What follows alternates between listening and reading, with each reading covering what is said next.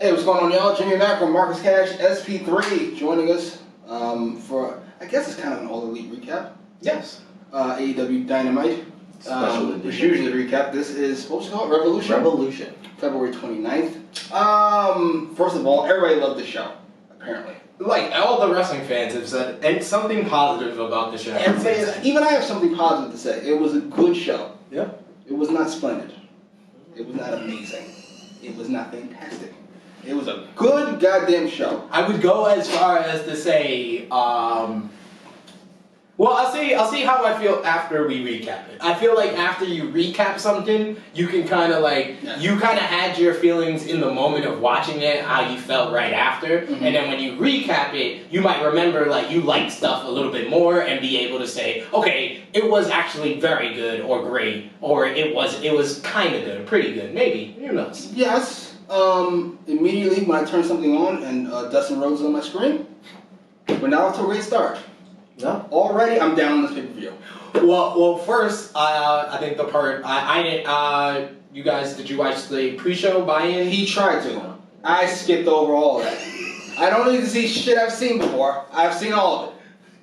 Yeah. Dark Order versus SCU was the pre-show match. Goat Baker was on the pre-show apparently. Yeah. Huh? Goat Baker. How do you have Goat Baker on the pre-show and not the main pay-per-view, but you find time for Dustin Rhodes? Well, Dustin who? Exactly. Well, Dark Order is in one of the major storylines in All Elite, so we should at least cover that. But you didn't give us a payoff. Well, Dark Order did defeat SCU, Which they various should've. needs with a roll-up, the most dangerous move in professional wrestling, the roll-up. They should have. Of course. And then after the match, they jumped SCU, and Colt Cabana made his debut in All Elite Wrestling, got a nice little pop from the Chicago crowd, and then Christopher Daniels dressed as the higher power because he was supposed to be the higher power all 20 years ago. Which is still the weirdest thing I've ever heard in life. I still don't even get So that. Vince saw how short he was. That's why he showed up this way. No. Where's Chris? Down here? This motherfucker? No. Change of plans. So 20 years later, he got Didn't the he down have- the rope. Didn't he still have the hair back then too? Because he played like the. I think he had the attorney short hair. there. Yeah, like no. If he'd have been bald back then it probably would have went off better. Maybe. He looked a little more sinister back with the bald He hair. would have had great matches with Steve Austin back then, even.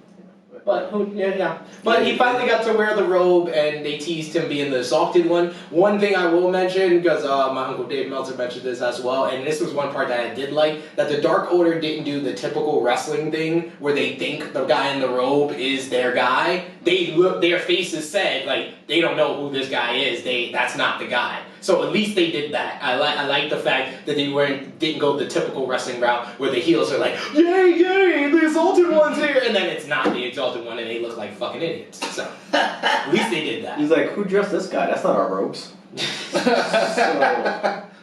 I mean, Her robes it's are pink. you tease this Exalted One thing for weeks. You don't do the payoff on the pay-per-view, so I'm already a little meh about that. You debut Colt Cabana, which I have mixed feelings about. Is it a debut or just a one-off? No, it's a debut. Yeah, They He confirmed signed. that he signed with All Elite Wrestling. It makes sense though. He's the guy that inspired the Young Bucks. Yeah, he like- inspired the route that the Young Bucks took To to do make it in this show. Chicago, like that's cool and all, right? But you debut him on a pre-show, nonetheless, That's what he right? To CM Cabana? to be Fucking free fair, shows are where right? you go. But then also, the first thing you do to his AEW career is you throw him alongside the SCU. Like, that's like, ugh. And then you tease the Exalted One. Like, you thought it was Daniels, but it's not Daniels. Like, yeah. I mean, I will That say, payoff deserved the pre-show, but it didn't deserve to have it in the first place. I will say though that AEW deserves credit for where they have the Dark Order right now, and from where they ended 2019. They ended 2019 as the most negative thing fans were reacting to about All Elite Wrestling, and now all the fans are just interested in who's the Exalted One. So The biggest regret in con money. they deserve credit for that. Yeah. But you know what else they don't deserve credit for? Dr. Britt Baker on a pre-show. I don't know who she beat. Because I stopped reading at Dr. Britt Baker wins. It was a tag team match with Dr. Britt teaming up with Penelope, with Kip Sabian versus Yuka Sakazaki and Rio. Damn, Rio's on the pre-show too? Yep. Alright, we gotta rewatch that. Goat Baker and Rio? Yep. On the pre-show? And Penelope Ford. That was on the non-televised part of the pre-show. Only the fans got to see That is. The fans. Well, I guess that's actually kind of protecting them from doing it. Yeah. Keep them off the pre-show. Kip Sabian and who was the guy on the other team? Where they didn't have, the girls didn't have any guys in there. Women's tag. Right, and Goldberg won. Is this correct? Yes. She made the former AEW Women's Champion tap out. You're really overreal, huh? Yeah. Either you're going to be here or you're not. Pretty Get the much. shit together. Yeah. But over Goldberg, I worked with it. Good. Yeah, I'm with it. Goldberg needs to be going this way. To the top. I think the long run is like Go Baker as the long-term heel champion for the women's division. Yeah. But I just don't know who they're gonna have defeat Nyla. Because they kind of built up Nyla very well. That's what we were actually struggling with. We have a little theory. Because you gotta protect Statlander. Yeah, and she's not ready yet. She's not ready. Statlander is the type that I think should be the one to dethrone Baker. She's long-term. She's Statlander? long-term. Yes, that's what I was saying. Yeah. Statlander and Goat Baker is my whatever WrestleMania version is that it. But you gotta have somebody take the belt off Nyla first, and I don't know who that is. Right now, I would say the A triple threat match probably worked best. The person that's best is probably Hikaru Shida, or as Mark officially calls her, Mulan. Yeah. Which is borderline racist. I think It's definitely racist. Definitely racist. on that side of borderline. I think Milan, we were talking about a triple threat match to get the belt off of Nyla, who would drop it, I guess, to Baker and then to Statlander. So, Well, no, I think someone needs to beat Nyla to get the. So you think somebody should? beat There should Nyla be a up. middle person in between Nyla and Baker. There should be someone to get basically the Yeah, Milan. get the heat I from like that. getting or get the Yeah. pop from defeating Nyla, who I think they're gonna build as a dominant women's champion. It's Sheeta or it's Statlander, but I think it happens in a triple threat match where Nyla doesn't take the loss. They probably pin Big Swole. I think that works. That works. Which, since we're on it, Nyla beat Chris Statlander. That's Statlander's second loss in a title match. You like that match? I really like that match. You did not like that match? I think it was the worst match on the card. What? Second worst match on the card. No, it was the worst match. What? Would disagree. I We're would gonna say- edit him out. I would say that they are hard. We can start in order. So the first match of the night was, as Jimmy officially called it, Dustin Rhodes was on his TV screen, and yes, he versed Jake Hager. The piss break match. Like, I treated that match as a chance to get chips and soda. That match should not have opened the card. That match should Why did not that have match been on the over? pay-per-view. Can we stop pretending? This is what I'm saying. If his name was Dustin Levesque, we would be killing this motherfucker over this shit. But because we love Cody, we're gonna pretend like we don't know what the fuck is going on. I love Dustin. I think Dustin tried his best with what he had. They both tried their best. No, but Jake Hager didn't try his He best. tried his Jake Hager best. was doing a rest hold the minute he had the heat. Jake Hager doesn't want to break this old man, which I cannot knock him for. Jake Hager was so bad that during his rest hold, they were focusing the camera on his wife. And my God, To be fair, his wife. yes, his wife was hot. To be fair. His wife was, Dustin kissed her. A lot better to watch. and than that hanging should around. not have happened in 2020. What happened? What kind of You know happened to liberal ass AEW? Fucking bitches just getting kissed in the Yo, I was like, this was a good spot in 1999. This was even probably a good spot in 2004. You know- but not in 2020. You should be forcing a kiss on another man's wife. You know where this was a good spot on? Where the match should have taken place. WWE Superstars or WWE Main Events. Or WWE Sunday Night Heat if that was around long enough for Swagger's debut. I don't even know what the timelines. But definitely the B, C, or D show of WWE's time. Not AEW's first pay-per-view of 2020. Everybody with common sense has this match follow the tag title match. No, Because- no. I feel like the women's title match was the right match for that position because both girls were green as shit, Right. and they weren't. That match was probably not going to be good no matter where you put But it. they had no chance to follow that tag match. The Dustin versus Hager, I feel like you swapped the first two matches. I feel like Darby versus Sammy would have been the perfect opener, get everybody excited, and then you do Hager versus Dustin. Because there was parts of this that I enjoyed. The t-shirt was the best part of the whole match for me, and that was before the bell. I'm here to fight Jericho's bitch. I was like, I popped from that. We were on. We agreed with the started with the Darby match. Then he kind of convinced me you should start with Orange Cassidy. No, I feel like, honestly, as we go through the whole card, I feel like that was the perfect match to get the fans back after the deflating loss to Cody. No, That was how you got the crowd back into the show and get them ready for the main event. But think about the start of the pay-per-view. It starts, and you hear doom, doom, doom, doom. I'm popping. I'm going off. Right? I'm hyped right now. It didn't happen. I would have started the show with the lights going off, the Darby Allin video, because that was perfect. The Darby Allin video with the skateboard, the Sammy skateboard sliding into the ring, him doing a fucking lion salt off the ropes onto the skateboard perfectly, and then slid in his throat. That's one thing I love about Darby Allin. That he makes these different videos for every fucking big matchup that he has. That was like the perfect entrance for him. And then the pop he gets, the skateboard down the ramp. Maybe you start off with Sammy coming down the foot, because I liked it. The start of that match with Darby riding the skateboard down, and then diving at Sammy. That was the perfect start to the match. But I feel like that was the better opener. Because of that, right? I feel like A, that's too quick for an opener, but B, also that start and even that video would be a good transition from a downer match. Like the Dustin match, or like maybe the women's match that didn't go over so well. I feel like it's comes perfect. out It would and be he just perfect. jumps straight into action, and now everybody's back up on their feet. Like, oh shit, okay, things are happening again.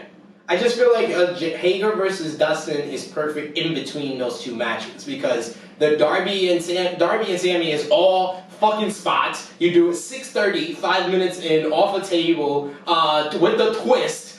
He didn't even do a regular 6:30. He did a 6:30 with a fucking twist through a table, And he frog-legged it the whole way through. and then once the bell rings, that shit is just 5 minutes of non-stop action. The Spanish fly off the top ropes was scary, because I thought both guys were gonna fall off.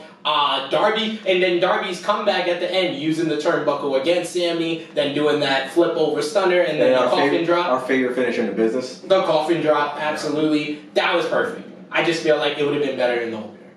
I think that's too much. I think that's your get them back match. I can't have I'm having women follow Dustin. I'm having women follow Dustin. Yeah. I just am. I listen. Whether it's going to be a good match or not, I have more faith in them to have a good match than the other two.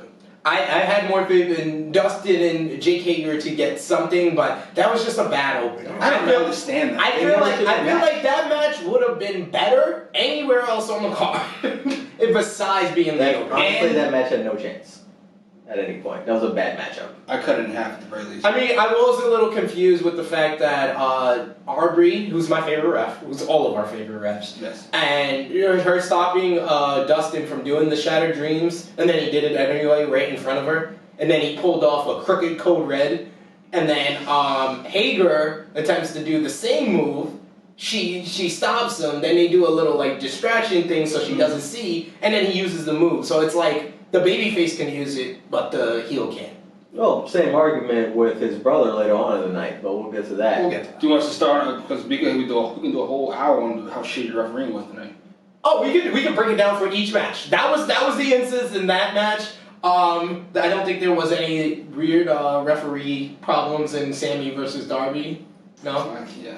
I felt like that was perfect. That was perfect. Except for Jim Ross's take was like, we can't start the match yet because they didn't go into the ring. We'll just ring the bell now and count to 10. Jared's hilarious.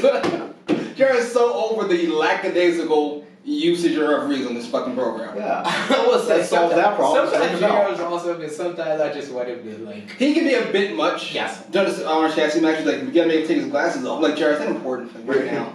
Right, is that giving him a tactical advantage? Like, right now? I'm with you on the referee stuff, sir, but right now, like, come on, enough. Right, we got He it. wants him dressed appropriately for the match. He was so peed. He's such a grumpy old man. He's always grumpy. I don't think he called pay-per-views. I don't think he could take it. But so first was Dustin, then was Darby. What was after that? the as I will call it, as my uncle David called it, Okay. the greatest tag team match I have ever seen. Jesus. Yes, the Young Bucks versus Hangman Page and Kenny Omega. We had the cool video package. I want to say AEW deserves credit for that video package. That video package perfectly told the story. If you're not a fan of being the Elite and everything that AEW does, it perfectly encapsulated all the drama with Hangman leaving the Elite, Hangman and Kenny rise as a tag team, and the conflict within the Elite between Hangman Page and the Young Bucks. It was perfectly encapsulated in that video package.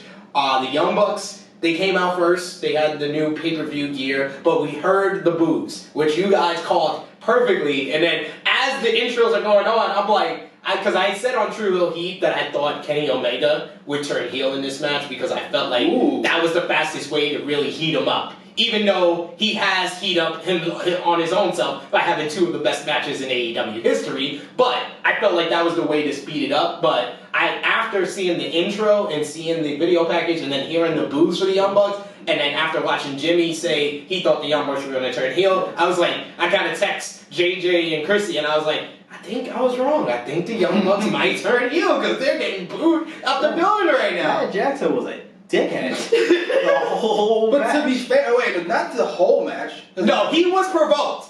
Because that whole... Hangman spits in his face. This is how I knew this shit was... I don't think they planned for this exactly. Because Hangman spits in his face, Matt Jackson rightfully assaults him, and they're booing him like he did something outrageous. Like, they just spit on him. But he continued with the same tenacity. I fucked with it. Well, I didn't fuck with it. Yeah. And then he was coming sideways at his brother. Get your ass up. That's your brother. But I love the fact that they told that story without saying any words and without the announcers, like, beating us over the head with it. Yeah. Literally, they started the match they didn't with... have to. Yeah, with Kenny and Nick. Kenny and Nick, The who two- are the two are trying to have a sportsman-like gentleman's battle. Yeah. They go and doing their flips, do They their even let each other stalemate, tag out. then they shake each other's hand, then they both tag out. Hangman and Matt try to do the same thing. Matt tries to shake his Matt hand. tried to. And then Kenny was not Hangman, having he doesn't even spit in his face. He hawks a loogie Yeah, in his fucking, it's like- when you see it, like, you see it. Credit to Matt Jackson for leaving it there for a second so the cameraman could get close. Perfect. That was perfect. And then he assaults the shit out of him to the point that the ref, Kenny, can't pull him off. It's only Nick that can stop his own brother from assaulting Hangman. Then he tags, Nick gets the tag in. Nick's like, yo, calm down. And then Hangman slaps the shit out of Nick. That was fucking hilarious. I gotta admit, as much as I don't like the Young Bucks, I still don't. I thought everybody played their characters to perfection. There's a spot where Hangman tags Omega really hard, and Omega's face was like, I love him, I'm not gonna beat you up. He just looked off. Let that slide. He just looked off to the side like, this guy, huh? This guy? This Yeah, this guy. I've fallen in love with Kenny Omega. Oh my God. He's fantastic. Yeah, I agree. Off the top of my head, one of the best tag team matches I can think of. I can't really think of a better one. One Angle versus Edge and Mysterio. Just as great, but this was a little bit because better. that had Mysterio in it, so no. And because, no, but you have to realize the reason why I say that it's the greatest tag match, that was a great match. In recent memory, DIY versus Revival were great matches. But this was a type of match that literally you guys, as just watching AEW Dynamite over the last, 16 weeks, you were paid off for paying attention to things. In this match. Yeah. That's why this match is the greatest, because it makes all the great moves, with JR. all the great tag team action with storytelling and little tidbits throughout the whole thing. Like even like Paige a couple of weeks ago before the Battle Royal on Being the Elite, he went around to every tag team and he was like, oh, you guys gotta know, Matt's main weakness is his back. He has a horrible back. Just focus on his back. In the match, when the Young Bucks had the advantage, how does Paige get the advantage? He goes after his back. So just storytelling like that, that's why it paid off on so many different things throughout the whole freaking match. So yeah, I have that right there. Paige slaps the shit out of Kenny's chest. And then Kenny comes in, and that was basically Paige's way of saying yo, be aggressive like me. So Kenny comes in and gives a backbreaker to Matt, focusing on his weakness. So that was just storytelling 101 right there too. So I did love it. Here's why I can't give it greatest tag match I've ever seen. Because for it to accomplish this, first of all, everybody in the match is a fucking superhero. Apparently, they kick out of everything. Just kicking out of it. They just fucking, there's nothing that's gonna stop. How are they all not multi-time heavyweight champions? I don't understand how this is both the two of them are. Well, the Young to be Bucks fair- have won titles wherever they are. They should be fucking heavyweight champions. They should be exchanging the belt back and forth because they can't be beat. It's easier to kick out of so many because they're so elite. But even like, especially For that? I'm going, you're gonna interrupt for that horse shit? What is that? What's the matter with you? They're The elite. They're called the elite. Isn't that clever? They're Isn't that a just, pun? they're just being the elite. Jesus. It's not their fault. And the other thing was the refereeing. Will Why Knox don't is we the just- worst Why referee. don't we just do tornado segments? Why don't we just do that? Like literally. Or we do a storyline where referees get fired because they don't do their job properly. It's a glitch. And if you're gonna do it, bring in Taz for JR. Because JR's gonna point out that this is horseshit what's going on right here. Does nobody even notice this? I'm like, I noticed JR, but thank you for pointing it out. Actually, you know what? Yeah, tag team Taz. And Rick He comes out with the tag. Knox isn't even telling them to leave. He's standing there as they beat the shit out of Hangman. He's even rolling his eyes at certain points, and like he's all like flustered and frustrated, like he has no control. And To be fair, Rick Knox, is he really going to tell his bosses, the guys that That's got another- the I was gonna job, to get out the ring? No, he shouldn't. Another good part that I liked about it was that I think it was Matt gave the super kick to Kenny in mid-air as he goes for the Rise of the Terminator. I think that was how they got the heat on Kenny in the match. What other? Kenny sold those shots in the face fantastically. Like he looked like he broke his nose every time he got kicked in the face. Every time he got dropped, the reverse Hurricane Rana from the top rope that he got when he tried to give he him a went little. limp. He landed on his head. Matt landed on his head when they did the sky high throw into the German suplex, Yeah, and he just lands directly on his the top of his fucking Look, crawling dome. over his head. Oh my god.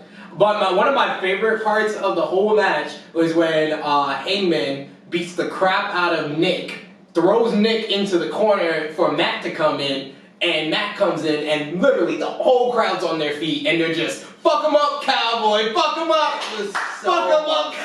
I was like, this is awkward. And I love Hangman. And I hate the Young Bucks, and this is still awkward. I don't know how you don't go full blown heel after that.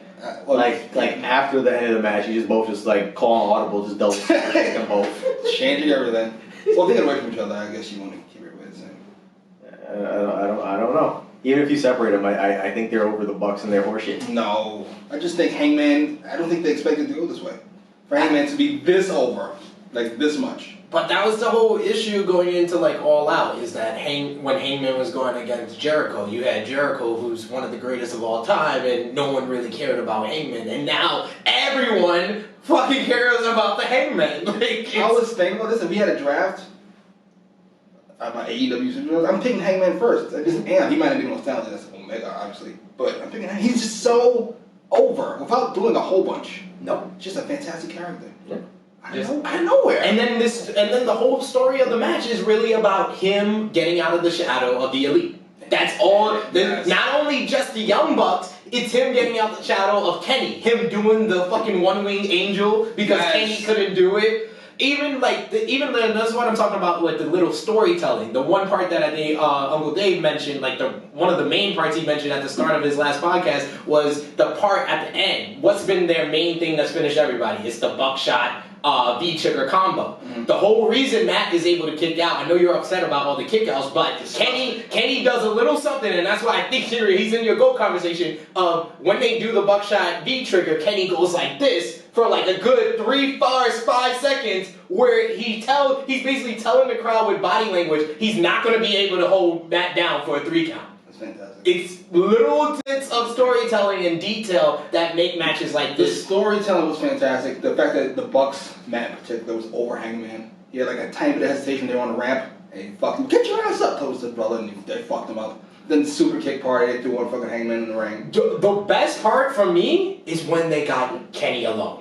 When they got Kenny fucking alone, they hit the super kick, and then they disrespect Kenny and do him and Kota Ibushi's finishing move, the golden trigger, and then Kenny kicks out at 1 because he's so fed up with these niggas, and then the crowd went, like the roof went off. Like, I went off, my roommate went off as we were watching it, like, we were like, this nigga kicked out. Then they fucked him up. Yeah, they fucked him up. Which I like. I like.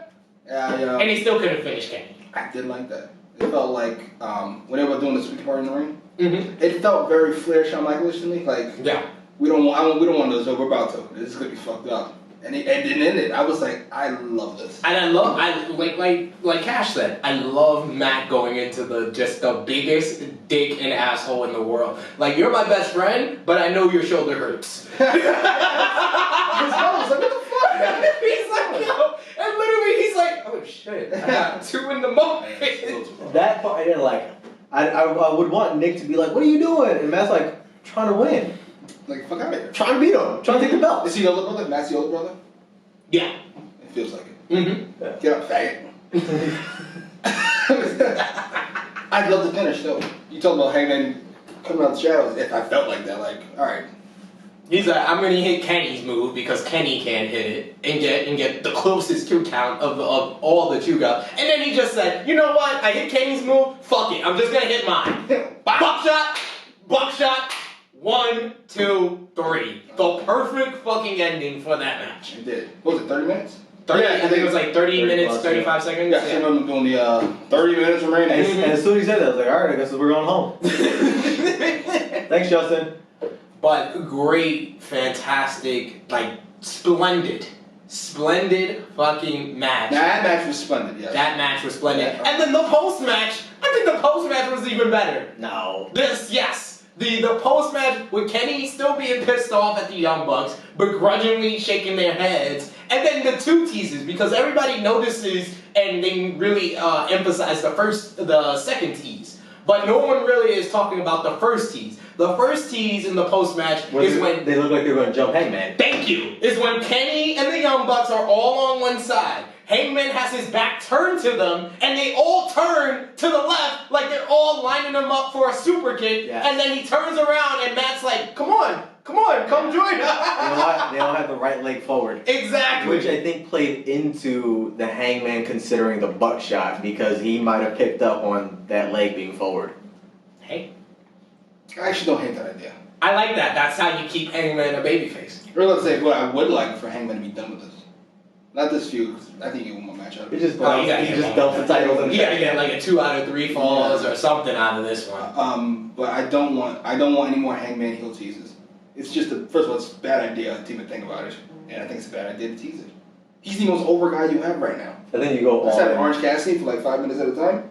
Hangman is like, this is not even close. I think you go all in on the Bucks heel turn at this point. Yeah. I think you go all in on And we that. keep this feud going. At least a couple more months. I think they can What's next week? kind of in May.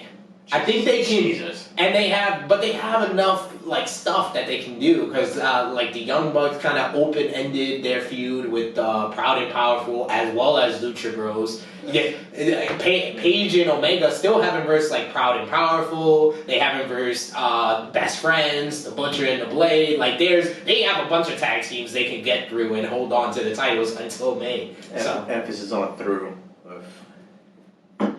Get cut right through Butcher and Blade. Yeah, sadly. No fucking respect. I'm not as big into Butcher and Blade as these. Do you see how the Butcher looks? He's an old mess. He's like the penguin grew up, and he's got a whole bunch of fucking tattoos. He's got a monocle. He's got his fucking Yeah. And the Blade over here, just muscles and fucking no hair. Like Like Butcher. his hot wife in real life or some shit. Butcher. What? Butcher just looked like he's completely over Blade and Bunny. He's like, just another mess I gotta clean up. In fact, if my storyline, if I'm reworking the origin story, Butcher is actually Blade's dad. It turns out Butcher is 76 years old. That would be my storyline. He's over these kids that he has to constantly look out for. That's our storyline. Push Butcher to the top. Why are we fucking not doing? Look, you see what he looks? That is a great look. Like, I cannot express that I love that look so much. How much a look works. I find it so amusing how much you love the book. That shit. His name is the Butcher. Look at that 1980s fucking name is that? It's fucking fantastic. I love how much y'all. Goddamn shame. Yeah, that tag match fantastic. What'd you give it? Alright, I'll give it the full vote. 4-5? 5.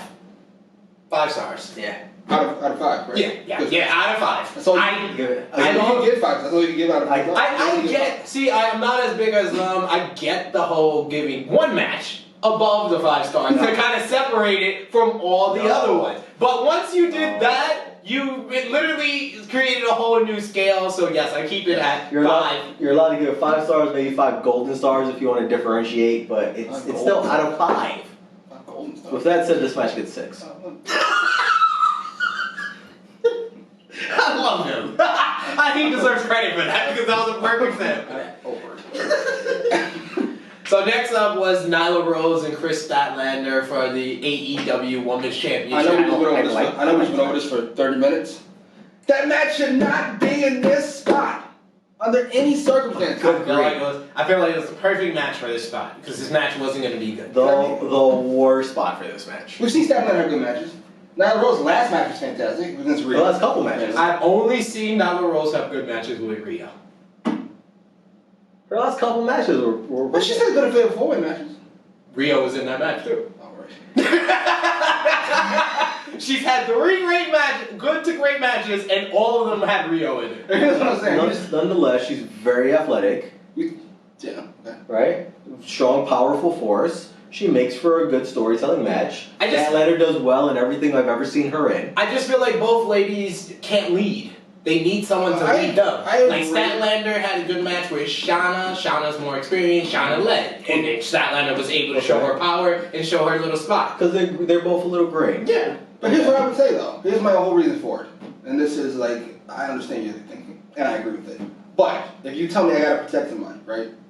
Either one of these matches could be bad. I'm protecting Statlander and Nyla over Dustin and fucking. Yeah, you got 2. Like both of them are probably gonna suck, but I can't risk.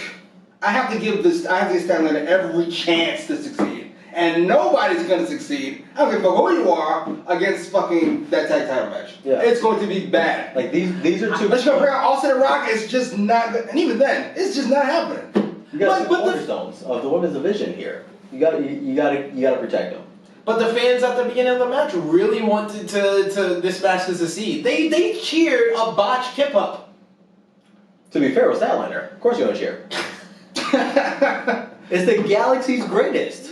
You cheer everything she I does. fucks with Excalibur being a dickhead. He continues to expound on this. I love it. I love how he knows he's pissing off Tony and Jim, and he just keeps going. He just keeps going. That's the Excalibur I fell in love with in BWG.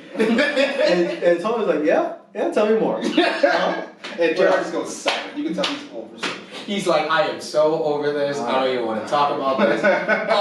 So what are your moving on quickly from that match? What are your guys' thoughts on War Games, Blood and Guts?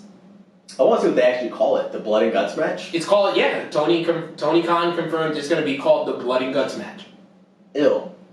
But it's going to be the actual War Games format? Yeah. With the teams? With the roof. But the teams? Yeah. I assume the Elite's going to be one of the teams. One would Yes. I don't feel like it's gonna be the Elite versus Inner Circle. I feel like it's gonna be more of like Team MJF versus Team Cody. Cause I feel like that's the only feud because they kind of got away from the whole Inner Circle versus the Elite. You know, kind of have the conflict within the Elite. You got the Inner Circle versus Moxley. So now the real heat is Cody versus MJF. You just have a big problem with that match, and you just touched on it. Well, that's the next match, so we'll touch on it.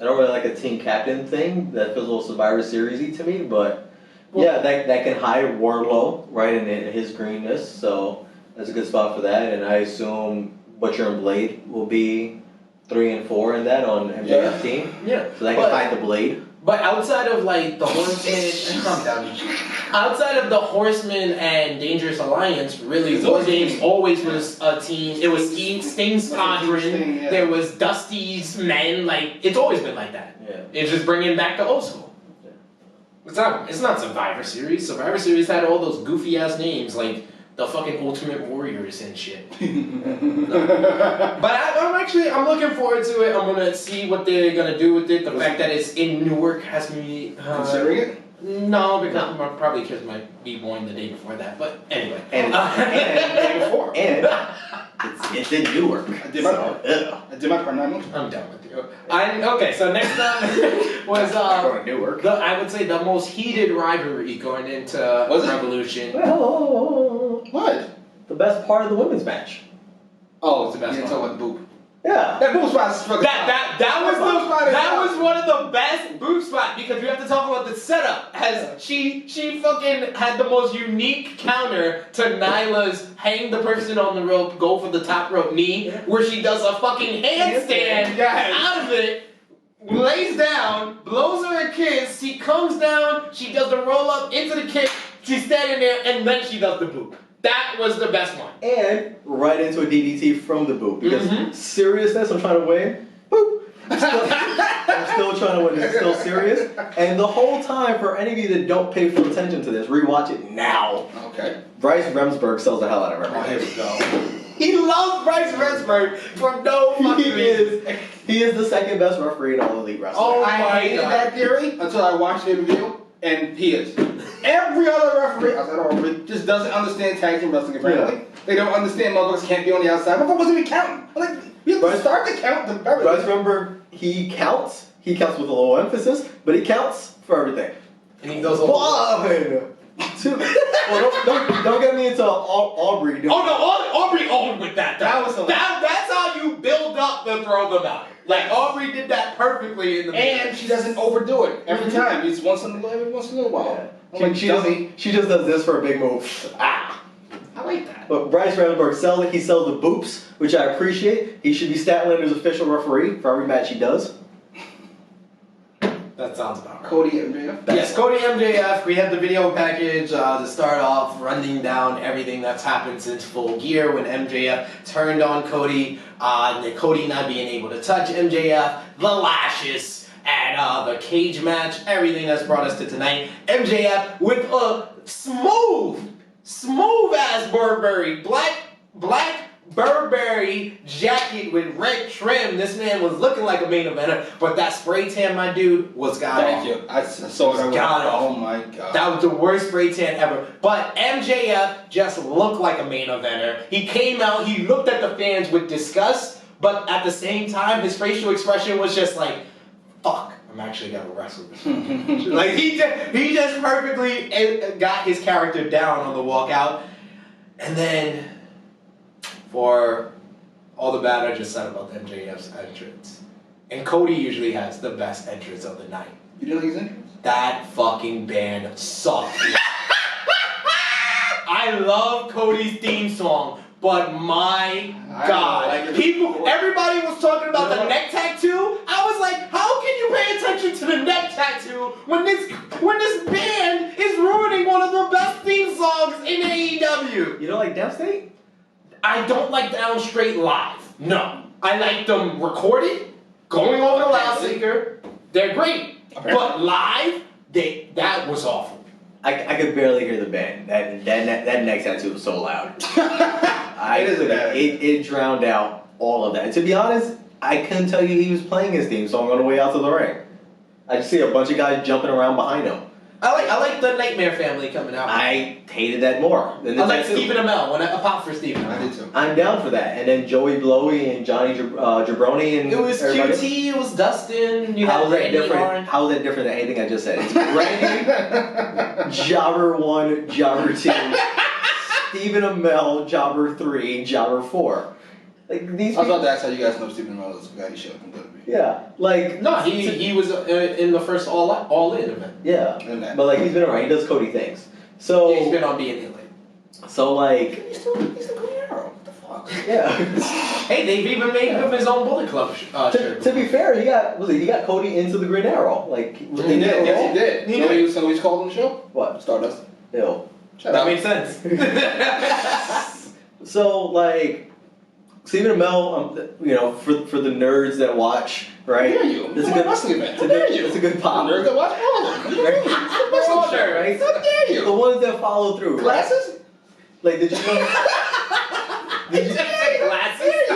Did you know he was in being in the elite and all these other things? No. Exactly, right? So maybe you don't fall into that category. The people that keep up with all of it, right, and are aware, nice little pop, little subtle thing. I think it's damaging to everything in Cody's brand that he so proudly puts on his neck, like his nickname is Joker, that he's hanging around with these bums. What was his brother though? Exactly. Like, Yeah, he's gonna hang out with his brother. So if anybody knows how much Dustin sucks, it's more than his own brother. Dustin doesn't suck. Stand in the back with my ice pack. We didn't like the tattoo. We didn't like the music. We don't like the bones. Okay. No, I can do it. I'm okay with the nightmare. The nightmare bones. His collection. They didn't get in the right. I'm even okay They with are the neck tattoo after I heard his explanation. I don't want to hear the explanation. It's actually it's a pretty good explanation. No, it isn't.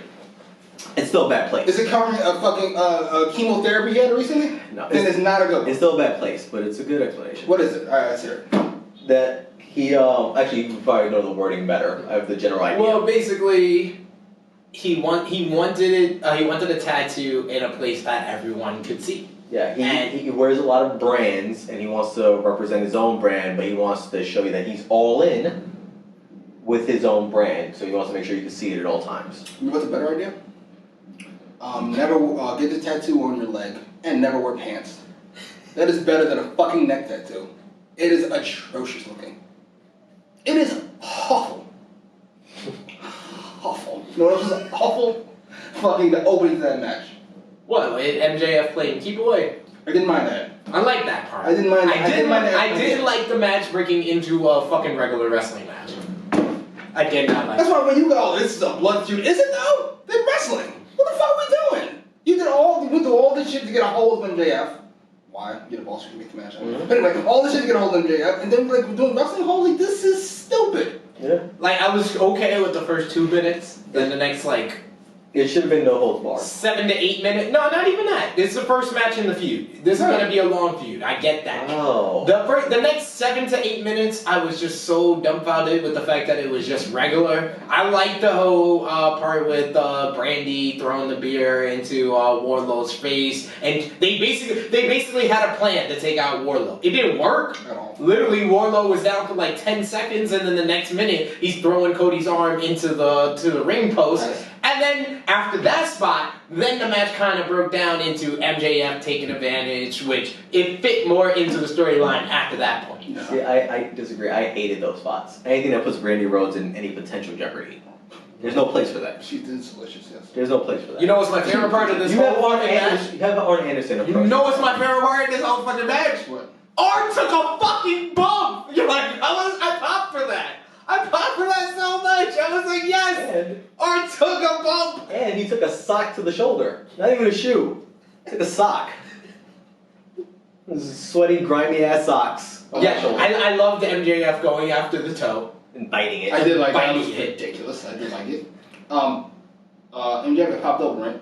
Yes, because apparently Cody doesn't cut his toenails. That's Because what- literally all he did was kick him. Yeah. A disaster kick. Without the shoe? I literally said the same thing. He must have cut him with his nail. Mm-hmm. This is. But then why doesn't he sell the injured toenail more afterwards? This Because is- that's going to hurt you. Gotta be honest. Now that we've encapsulated all these different problems, we talk about psychology earlier with the Young Bucks and them. Yeah, This is terrible psychology. It is. First of all, it is. I think I might have to lump this in with the first match on the card. Nah. I'm sorry. It was still a good match. I'm sorry. It was still a good match. It was underwhelming at best. It was still a good match. Other one's good work. I like the finish especially. I feel like the finish saved it. Because the whole him getting the belt from Cody, the referee taking it away. First of all, the referee lets him get an extra shot in. I didn't like that either. But that was awesome to me. He literally Like, said it. one He more. was like, he whipped me 10 times. Let me get one more shot. And the ref was like, MJF's a dick. How is that not a disqualification the first He time? didn't see it. How was the fine? He's on the. Oh, he turned around for the second time, but still, you're allowing. All right, I'll let you break the rules, boss. Like, Yeah. Seems right. Stuck. With the finish, I would have been happier without the nonsensical bouncing off the ropes. Hit him with the. Well, he had to sell the 2 crossroads. He's exhausted. Yeah. Yeah. Hit him. You can do that also. Hit him with a ring, right? And just fall backwards into it while you're stuffing the ring into your. So he has to do a whole spin. That's the same thing. It just looked phony. More phony than it was. I still hate the ring spot. I like the way he did it. I like the way I he did like the build up for it. I like the way he did it. We didn't see him initially pull the ring out. I like the whole him the cowering yes. after 2 straps. After Cody took 10, this motherfucker cowering to a 2 straps. But it was all really him outsmarting Cody. He just needed the time, the distraction, and get the ring. And that's a good word because he was wearing this ring when Cody was hitting the crossroads. Mm-hmm. The ring was already on his finger, and Cody didn't freaking notice. Yeah. But Cody cost himself. He got too obsessed with getting revenge when he should have just pinned him after one crossroads. What would you give that match? 3.5. 2.5. I was gonna split the difference. Yeah, 3. Fair. Yeah, very underwhelming. I'm trying to judge it in a vacuum. If I judge on what I was expecting, probably fucks it 2. You know how you said the further you get away from that tag team match, the better it is in your mind afterwards? Yes. This match is getting worse in my mind. The further I'm getting away. Well, I can't knock that. To each his own. I will say though, this next match, like I said, I gave you a little big intro for the tag match. Mm-hmm. This match was the most fun I had all night watching the show. It was, in fact, the second best match in the card, as far as I'm concerned. Wow. By a country mile. Okay, that's a little much. That's a little much. But I had so much fun. First with the footage from Pac and Orange's past encounters in AEW. Then the whole... I forgot all about that. Yeah. That one of them was on Dark, so you didn't see that one. Mainly, you just saw the stuff that was on Dynamite this past week. But I love the start of the whole match with Orange and Pac coming face to face, and Orange giving the big build up to the hands in the pocket. Pac stops him, and Orange uses that to fucking hit toss him over. And that's what his hands in his pocket. I was like, yo, this match is gonna be so much fun. But what sells it even more is Bryce Remsburg selling it with you at the same time. He goes with the hands, and Bryce is watching it. Bryce has got this like defeated look on his face, like I can't believe I got to ref this freaking brutalizing of Orange Cassidy that's about to happen, right? So he just looks like he's just like forced to be there. He doesn't want to be there, and Pac made Orange Cassidy look like a damn star. Orange Cassidy surprised the hell out of me because I didn't know he could do any of that. And I love how they sell his ridiculousness. Yeah. It's on the right side of believable. Like there's a fucking, I think maybe an arm drag. No, because he goes up, Ace still has his hands in his pockets, and like somehow he managed to flip a gigantic man over. Yeah. And Pac sells it like he just got shot. I was like, and he was shocked. He was just thrown off by it. Like, what the hell just happened? I just love, because I've seen Orange Cassidy live. The first time I ever saw him was at an Evolve last January in 2019. Was he Orange Cassidy? Yes. Like yes. I legit, the first time I ever saw him, I was just like, this is like the coolest shit ever. This is like the best gimmick ever. And the fact that people like Jim Cornette, all these old school wrestling fans, don't get Orange Cassidy. But legit, Orange Cassidy is what all these motherfuckers have been begging for years, is getting the most out of the least you can do. How do you not get this? How do you not get that he's just doing nothing and getting the biggest reactions possible, and then when he does something, he gets even bigger reaction? It was fucking fantastic. I feel about Orange Cassidy the way I felt about the first time I ever saw that El Generico Brainbuster video from New Jersey Pro Wrestling. Mm-hmm. Like with that Brainbuster spot, and I went to go see him at the Manhattan Center for the first time. I love how same reaction. We've all got like an Orange Cassidy thing. Mine would be Human Tornado. I'm just like, this is the greatest thing ever. It just is. I don't even care that it's ridiculous. It works. You know what doesn't work for me? And I got to shit on your boy. It's a small thing. Nobody noticed it me. What's his name? Referee's name? Bryce Remsburg? Believe it or not, it was his non-ridiculousness that bothered me. Pac got in his face and he got back in Pac's face. That should be a holy shit, I'm not gonna fuck with this guy. Look. So he should have cowered away? He should have cowered away from Pac. Like that's one of the guys that do it for. You're not gonna do it for the Undertaker, you do it for Pac. He looks like he'd kill you if he got annoyed enough. And Dummy looks like a coward. Yeah. Aubrey should get in his face. Dummy should cower. You know what? I agree with you on that. Random thought, I know, but no, it's fair. It's fair. But he sold the hell out of everything else. Like he was. What about this referee? Exactly. Let's talk about the match. But there were 3 stars in this match. This is why it was the second best match of the night. Oh my god. It's up down.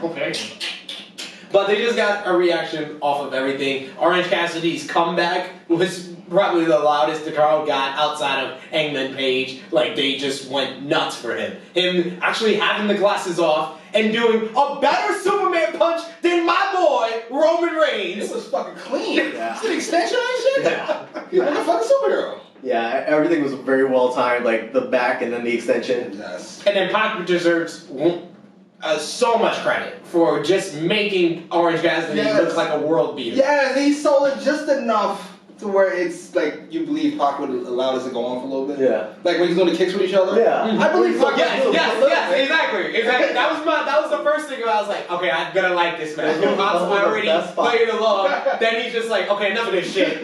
I'm over it. Let's stop. But the rolling. What's that best spot? Yeah. Oh my god, I never have laughed at a wrestling match more than I laughed when Orange and Pac went eye to eye. And Orange just like, He's smiling like, and then he rolls away. very slowly rolls away. Me and my roommate are legit crying, laughing, watching this. Like, I was like, oh my god, this is the funniest shit ever.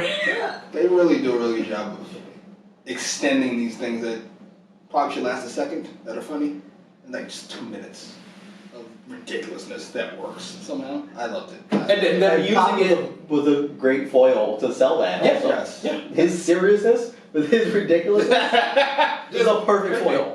And then later in the match, when Orange is going on his comeback, Pac then rolls out the ring himself. Yes. Like, holy shit. He's like, I can't get this. And then Pac, I love him bringing back the top rope brainbuster that he did to Kenny. And then him picking Orange up because he's so confident that he's so much better than Orange. He's not taking him seriously. He could have won the match with a top rope fucking brainbuster. Instead, he just, oh, I'm going to pick him up.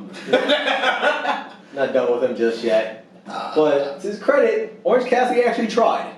He did. He said he would. Well, The one bad part about this, the random interference from the Lucha Bros. Yeah, I could have dealt without that completely. that bothered me. That took it down a notch for me. Like, I get you gotta get Ray Phoenix on the show. I'm not sure why the other guy was there, but The other guy. You're ridiculous. but I don't think Pac needs a distraction At all. to beat Orange Cassidy. At all. I think this match, even if we excuse the interference for a little bit, this match, I think elevated both of them. Yeah. I don't think it should be possible, but I think it did somehow. I think Orange Cassidy being a little bit more serious even worked. And I think he could go right back to being ridiculous if he wants to. to be honest, I wouldn't be mad at Orange Cassidy wanting to try again. Yeah, it worked out well the first time. You didn't get murdered. You're welcome. Yeah. If they just want to do it and they want to do it so bad, the perfect first ever trios champions should be best friends. with Orange Cassidy. Wow. I was actually going to go the other way. I was going to say he'd be my first North American television intercontinental. Oh, like I can see that too. I can see that too. But I feel like it would just work more as the trio champions. Because the other two are going to do the work. Mhm. Yes, Orange Cassidy experience. And he's the hot tag. Yeah. You know what? And then that brings us back to one of our original ideas when we first started reviewing Dynamite in the first place. Okay. Best friends break up because they're not best friends anymore. One of those two turns heel Okay. against the other and Orange Cassidy. I can see Trent turning heel. Trent would have to be Trent. Yeah, He's Trent He's is the the star. star. Yeah, exactly. The other one's in a mess. He can go. Yeah. Chill son off the road. Chucky T is the flabby gentleman. Well, there you go. Skinny fat. So finally, we get to the main event. I will say the first thing that was good about this whole thing, the entrances, the feeling in the intro and before the bell, it was a big match championship feel. The entrance for That- Jericho. Both entrances. Moxley coming from outside the building, coming through the crowd, that was just the perfect type of babyface entrance. Like, the whole crowd going nuts as soon as he cuts in the building. But yes, Jericho's is an all-time great entrance. But you know what ruined it for Moxley's entrance? What? Yeah! I love that. I didn't. My girl pops for that every time because that's Justin Roberts. First of all, That's Justin I didn't Roberts. even know it happened because I hit mute whenever that shit happened. Yeah! Can I be racist for a second? Can I be very racist for a second? You can. I think we can all agree. Maybe not for the same reason. There's a clear difference between the quality of Jericho's entrance and the quality of Cody's entrance. I'm just saying. Oh yeah. There's some they just work. Jericho just work. I don't know why it worked. I think I know why. I'm just saying. I don't know. But also it also fit the character, I think. It did. Because Jericho's presenting himself as this almighty being of sorts. He's Le Champion. it's a gospel-like entrance. Yes. His appearance. Yeah, some fat white ladies, fat white bitches. I know some black bitches be like, oh, you call that? He had a fan in the back on the right side who was just into the entrance and into Jericho, and he was trying to hype the crowd like along with the song. And then they were closing on this giant picture of Jericho and the song. It was just fantastic. I love that entrance. Shout out to Meredith Bell, who's actually one of our friends online on the Tru Heel's page. That's the girl that sang the Judas. That sang the Judas. She was the lead? Yeah. And she's a friend of the show? On the Tru Heel's page. Meredith Bell. I apologize. I will repeat myself somehow as I edit this mess together. It's going to be rather awkward. They seem rather excited about something they didn't even talk about.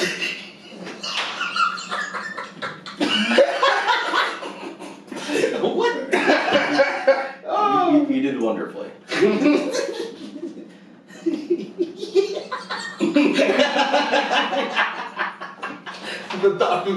Yeah, to me, to be honest, for Jericho's entrance, best part of the match. Oh, come on. Sorry. Come on. I don't want to be Debbie Downer, I'm sorry. Come on. I really liked the match. Like I told these guys, it was my second favorite match of the night because it had everything this feud has been about. It told the perfect story for the feud. You had the Inner Circle getting involved, which has been the whole thing about Inner Circle versus John Moxley in this one. You had the brawling. You didn't have a lockup. That's one thing that pisses me the fuck off. If you establish that these guys don't like each other or hate each other and they're trying to kill each other to become the champion, you don't start off a match with a fucking lockup. I'm looking at you, Triple H and Randy Orton, WrestleMania 25. You fucking broke into each other's houses and you start off a fucking match with a lockup. These motherfuckers stabbed each other in the eye and one stole a car from the other and lied to him. So they started off what? Fucking throwing hands and brawling into the crowd. That's how you start off a championship fight with the fucking established feud. You feel very passionately about this. I still can't get over that. One exception, though. One exception. There's one exception to that rule. I'm showing my age because last time I actually watched wrestling. Austin and Triple H, 3 Stages to Hell. Yeah. They started off with I think it was lockup. Because I think the first fall was the singles match. Well, it's a wrestling match. So it was a wrestling match, and it was Yeah. like also proving to Triple H they could actually wrestle. So I did like that part. But you're right, everything else. Triple H and Randy Orton is probably the most disappointing WrestleMania event I've seen on the wall. But last one I've seen on the wall. Anyway. But yes, I just like the whole story they told. At this point, I don't expect Jericho to have fucking hour-long matches or have Kenny Omega level moves or all of that, but they did a great job telling the story that they already established and telling it within the match to me. I'm sorry. This is why Jericho's in my conversation, but not the GOAT. Is Jericho's 49? Yes. What was Ric Flair doing when he was 49? He's What's not. Ric Flair doing when he was 49? All I will say is that Chris Jericho is now the second youngest AEW World Champion. Ric Flair at 49. That's 98? Still doing hour-long matches, wasn't He's it? No, he was right. having matches with fucking Hulk Hogan. And Eddie Guerrero, which was fucking was really splendid. good. And his matches with Six Pac were really good. Because he's Ric Flair. I don't. Jericho's still great too. I expected. I won't say I look up to Chris Jericho, but I expected more from Chris Jericho. Well, he lost weight last couple weeks, Okay. and the match was alright. To be honest, No. we universally trash and agree that Dustin Rhodes' match was the least favorite match of the night, right? No, No, I he said the women's match. said the women's match. Two-thirds. You agree it was bad, though? The Dustin match? Yeah, it was the second worst match of the night. Second worst, in your opinion? We think first, right? So split the difference on that, right? I think the Cody Rhodes match was second. No, I think the Cody Rhodes match was third worst match of the night. I think this world title match was the second worst match of the night. Wow. That's ridiculous. That's ridiculous. That's ridiculous. Women's match will come fourth. The fact that you have the women as a better match in this world heavyweight title match, I'm done. I'm over it. I don't know. I don't know. Felt like a WWE Backlash pay-per-view. That's mad specific. I'd rather a WWE Backlash main event than two green girls going out there for 12 minutes. Future pillars of the women's division. Who should Cornerstones have not been given 12 minutes to perform. They should How long have was this match? They should have been given half an hour. This match was, I think, about like 20 minutes, 18, 20 minutes. The main event. This was I guess you have to give it that just based Yeah, on you have to that give it big. that as a main event. this was not a blood feud. right? Because they should have been at each other's throats. But Moxley had a nice little cut on the top of his head. He said that it was literally when Jericho threw him into the ring post. That's a big Moxley gash. did not slow down. He headbutted the fucking ring post and gashed his eye. Yikes. And then every time he tried to fix the eye patch, it literally opened up the cut even more. Yes. To me, alright. And I like that he was flicking his head to make it bleed again. That was a nice touch. If you take that away, what do you give this match? If you took away the blood. To me, that added a lot to the. Like I told you, I give it 4 stars. I'll give it like 4 stars, 4 1/4. If you took away if you took away the blood, it probably dropped down to like 3.5, 3 3/4. Wow. Out of 20? 5 stars. That's a bit much. Who's that? 1 star? Is that 1 star fucking I don't know. conversion? That's just, I don't know. I'm bad at math, but wow. Wow. Yeah.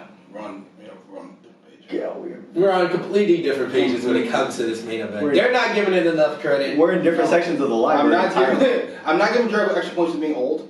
I'm not giving Jericho extra points for actually that's it. I'm not giving Jericho extra points. I love the interference. I'm not giving it extra points for the blood. They did the interference perfectly. They got the Proud and Powerful involved. Jake Hager with the knockout punch because he's an MMA fighter, and then Aubrey with her her over the top throw out, and then getting this inner circle out. And while she's doing that, Sammy comes in with the title and blasts The Aubrey thing might have been the best part of the match, quite frankly. Yeah. The inner No, circle the was best over part of top. the match is the point of the match that gets the biggest reaction, which was the eye patch. The eye patch coming off was the big reaction of the Okay. night. That's the part of the match that's the eye most patch. memorable. I'll agree with you. Eye patch revealed best part of the match, as you can see. I didn't hear Aubrey's the second. I didn't hear that because I was too busy rolling my eyes. It was so loud as I rolled in the back of my head. But it's like, if you have Ortiz out there, if he's not doing the tiger stance, then there's no point for him to be out there. Santana added nothing to the match either. Hager added nothing to the match. Sammy, with the title belt, like Jericho could have slow blowed him or hit his eyes or something. Like, I don't need to see Sammy, the Spanish bum, Guevara on my TV. Hager did not look impressive. He was the most impressive of the night, Sammy was. Yeah. The inner circle. By far, but he's still a bum. He just had a really great match. Hager, they did not put any effort into him whatsoever. They gave him Jobber Jabroni's entrance gear. No, it's MMA here. Listen, That's what he fit, wears. though. It doesn't fit. His legs are way too skinny for that. Like, I love his rap song, his rap thing. yeah, it's like, I don't need them or Pride and Powerful if they're not going to do anything. They have It to really do matters. garbage the last few weeks. Like they just aren't impressive. Like they don't scare anyone. It just They're inner circle. They're just lackeys. Like legitimately. They're not like other stars. They're lackeys. They're DX. And not the Michaels and Triple H one either. The fucking Triple H with bumps. That DX. Without China even. This stinks. yeah. I know we're all raving with good view a few minutes ago. I'm kind of on the down note. Hey, I enjoyed this main event. I enjoyed what the story that they told. I enjoyed John Moxley getting the victory in the end, as I predicted. He was just too hot to like. I'd rather a company pull the trigger on a title change Agreed. too soon than too late. Agreed. And this was kind of like the right moment to do it, where it was the right moment where people weren't begging for Jericho to lose the title or felt like Jericho couldn't do anymore. People could legitimately still see Jericho winning that match, but they pulled the trigger at the right time. I especially like Jericho's rationale for it also, because he stated that the next pay-per-view is coming pretty close to when his tour dates are. His tour dates may even be advertised at that point, and in that case it'd be obvious that he'd be dropping the belt at that pay-per-view rather than do it now. Create at least a little bit of a surprise factor. Yep. You guys have very different reasons than me. I've got Ric Flair. I've got Stone Cold. I've got Shawn Michaels. And I got Chris Jericho. It's a big leap from 25 or whatever fucking a few years ago. I'm proud of you. But I'm glad it's had a chance because I want Chris Jericho off my TV. Wow. I'm over the gimmick. I'm over the inner circle, which they've ruined. Because Matt Jackson could take out fucking all 3 of them at once. Sam Taylor. 3 out of 5. 3 out of 5. Matt Jackson. Yeah. Like, you're not even important. Without your brother, you're nobody. Why the fuck are you kicking the ass of 3 other people? Who are all bigger than you are, shockingly. Yeah, they ruined the inner circle. I don't think they ruined the inner circle. They ruined. I can't think. First of all, they've already ruined the 3 we mentioned. I don't think they. And then they damn near. What? Wait a minute! How the fuck did we skip that part? That fucking in his debut, Hager couldn't beat this motherfucker clean. Yeah, you can. Nyla can beat Santa clean, but Hager can't beat fucking Dustin Rhodes clean? Nope. His name was Dustin Dickhead. He would not. This is ridiculous. I'm so over it. Well, Hager had to win with his low blow because he got the no contest with the low blow. So that's his gimmick now. Oh my god, that better not be his gimmick. You had to put him on. I mean, that's better than the hug that he did to win the match. Yeah, like I get where it's realistic. That was It's a real. I was like, just put on the ankle lock. What are you doing? Like, Yeah. this is how he actually wins his. Oh, who cares? First off, he's won 2. He's won 2. Did he win the 2 with that? He did with the triangle? Mm-hmm. Oh. Head and arm It's not a triangle. It's a head and arm choke. Turn it into a slam of some sort, right? Like, ooh, bang. Yeah, that's actually like a sit out rock bottom. Or Johnny Stromboli's move, the forget about it. Oh my god. Absolutely. All you wrestling fans who watch AEW, so you're 15 years old, have no clue what the fuck he's talking about? None. Absolutely. Especially considering He said Johnny the Bull. Yeah, The especially, Mama Luke. especially if you watch Mexican wrestling, he has a completely different name down there, so. Yeah, Sid's got us at 4 stars? 4.25. Wow. For what? The match? Moxley and Jericho. I don't know. That was my second favorite match of the night. I'll give it. And I go third, Pac and Orange. I give it 3, I think. Maybe 3. I think I'm being very generous with 3. Yeah. What did I give the Cody match? You didn't. You said 2.5. 2.5? So 2? Wow! That's extreme. That's not over, you know? What was it? It was a very WWE match. Like That's not necessarily a bad thing. But it's not what we've come to expect from AEW in general. Well, for sure, but also can't do that anymore. what bag of tricks, right? Pull out the bag of tricks. What's the bag of tricks? Get the inner circle. They roll through the crowd. He did all the smoke and mirrors. He's in the back. Fought through the crowd. But more the back Through the crowd. Did everything. Did the camera with the middle finger thing. He did all his bag of tricks that he does now. All right, you know what? It's I got the middle finger too, and the thing on his neck.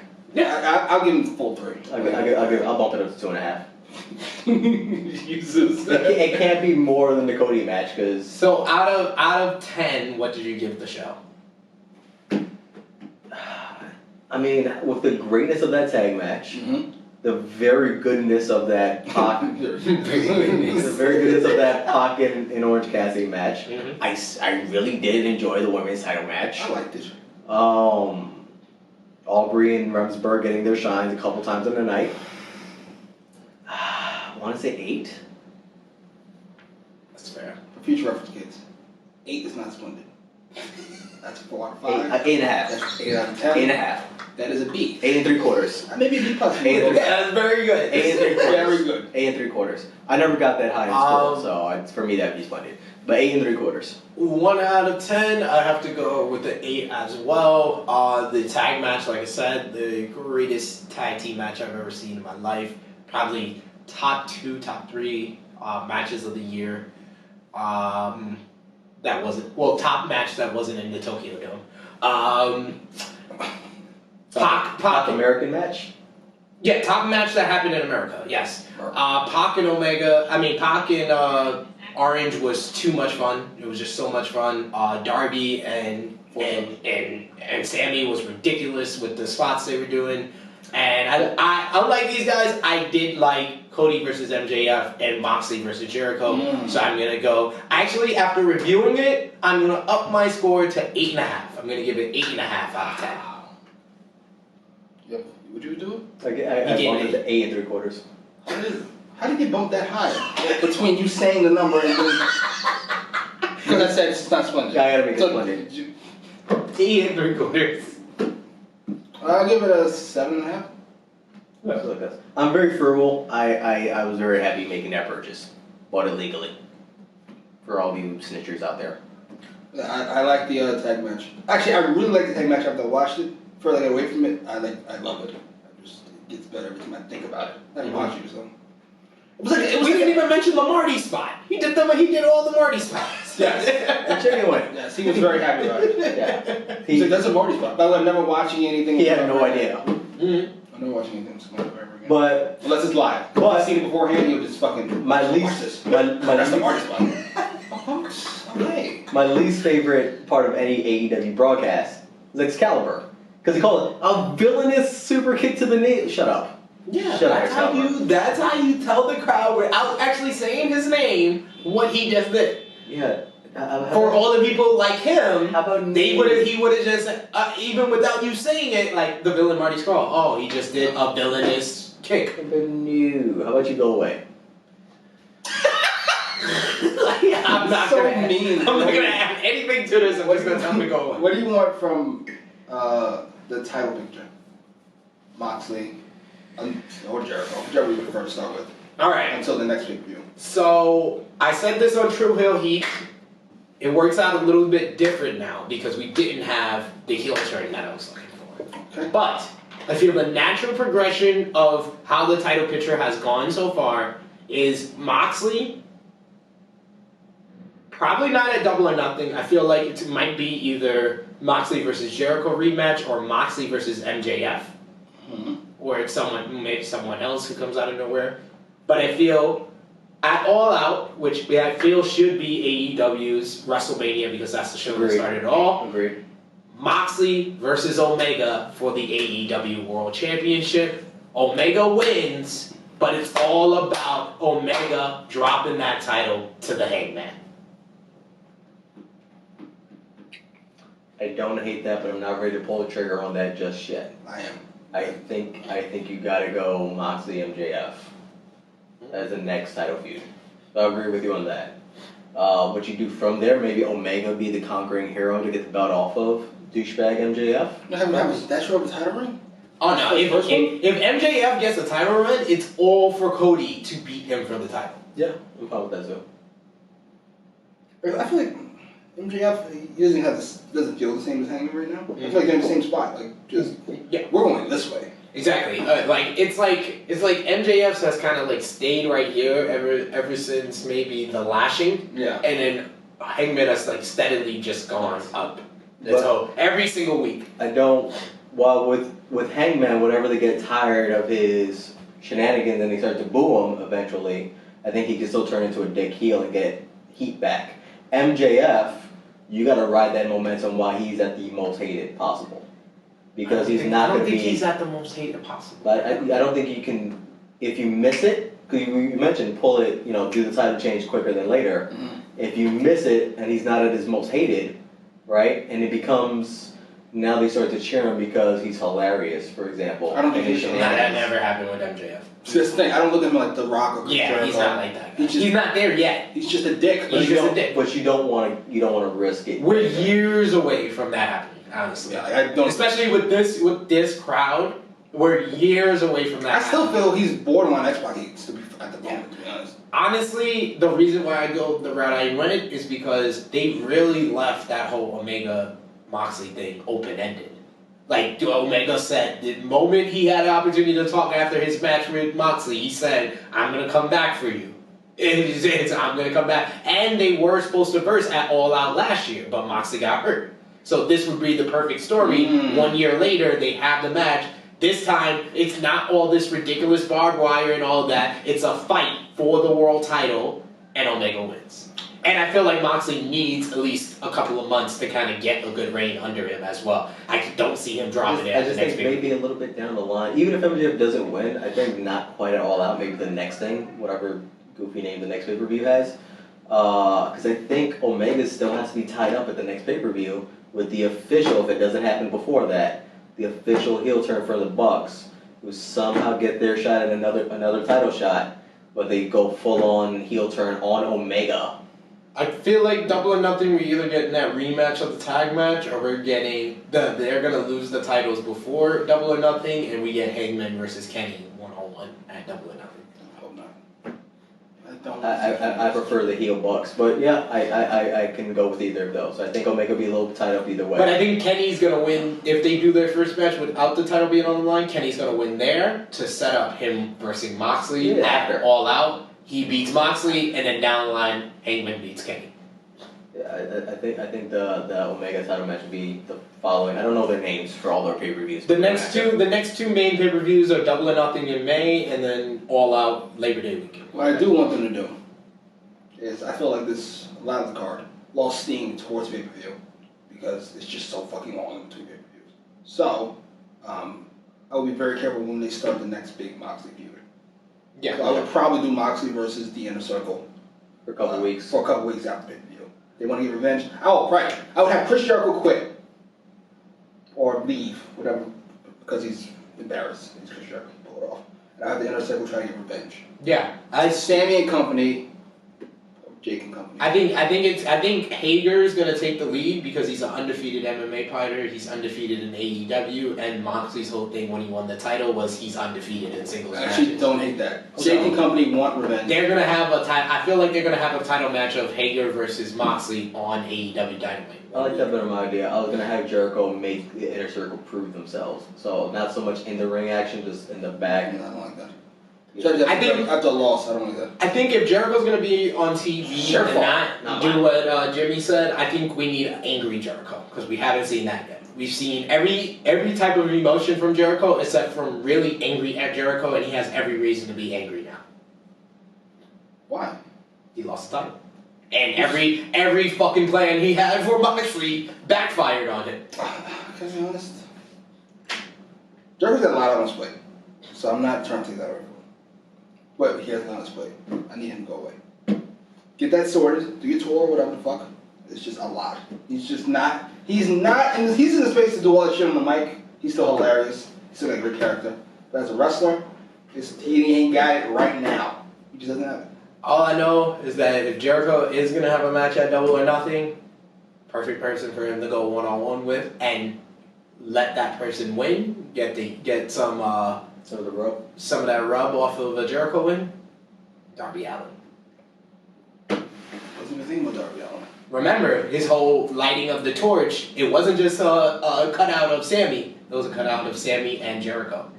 So I think the next couple of weeks, Darby's gonna focus on finally getting his revenge on Sammy, and then he's gonna move on to Jericho.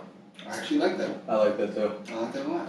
Oh, fine. So that covers And Jericho. Going back to your point, Darby Allin is ahead of MJF as far as people who should be the world champion. I think he's a little small. That's what sound like an old timer. Very Very much do. That doesn't sound like a cornet or anything, but I think he's a little small. But That's a bitch. You know, like the same way that belt is tiny for Nyla Rose, I think that belt is humongous for Darby Allin. I feel like Darby can do Plus, it. I feel like he's going to try to skate on it. And, Darby has the crowd support to do it. You know what? I think you just. I prefer, maybe it's because the fucking ROH in me, I prefer long title runs. Like just Me too. really long. Me too. I feel like Moxley, like if he won it on February 29th and he doesn't lose it till Memorial Day weekend, I feel like, or Labor Day weekend, I feel like that's long enough, like that's 6 months. That's a good, decent title run. Yeah. Yeah, I'm good with 6 months. I I like the hot potato thing personally, but I'm good with 6 months. I feel like that devalues the title. Yeah. Unless you're like, I was gonna say Magic Bird, it doesn't work. Unless you're like fucking Triple H Rock or some shit that Yeah. can't. Yeah. You know what? Yeah. You know what? I feel like Moxley, when he loses the belt, he should lose it to one of the next guys. Darby, Hangman, MJF. I feel like Omega needs to win that title at one point. He doesn't even need a long run. He I just don't needs think to win the he title. needs anything. I don't think he needs a title. This nigga's amazing. What the fuck? I don't think Omega needs a title. Quite frankly, he doesn't need tag titles. I think it just furthers the storyline with Hangman. I don't understand. Is he like considered the best of his generation? He's considered, yeah. Because he's so over. Like, Yeah. That pop he got when he came out on Saturday. Oh my god. First off, that pop that he feels, he goes. He's so corny. It should not work. It just does. He's hilarious. He feel. Like his fucking whole theme and then the crowd popping. Like it's a video game start. Like it's like a fighter in a video game getting ready. Like it's ridiculous. They should add the start now thing. It really should. Hilarious. Plug.